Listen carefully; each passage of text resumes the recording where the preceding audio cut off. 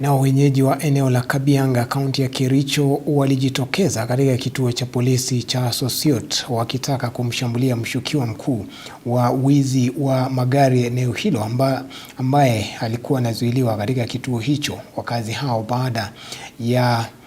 Wakazi hao baada ya kuzuiliwa waliandaa maandamano wakipinga kuzembea kwa maafisa wa polisi katika kushughulikia swala la wizi wa magari. Hata hivyo, maafisa wa usalama wamewataka wenyeji hao kusalia watulivu huku uchunguzi wa kina ukiendelea. Mshukiwa huyo amesalia katika kituo hicho akisubiri kuwasilishwa mahakamani siku ya Jumatatu.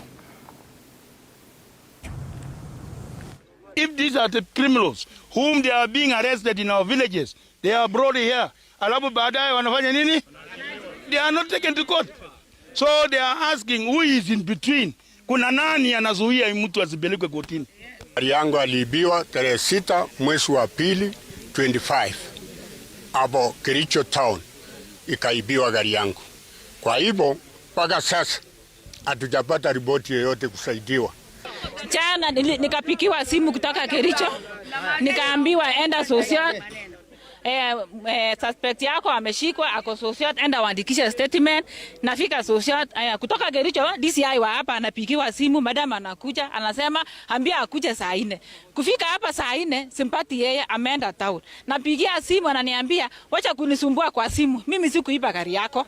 Kuna mwizi mmoja ambao amehusishwa na mambo mengi, ambao alishikwa tumemchukua kutoka Nairobi, na ni mtu wa sehemu hii, na wananchi wamekuwa wakimshuku, na kwa sababu uchunguzi imekuwa ikiendelea, tuko na yeye na kwamba atafikishwa mahakamani.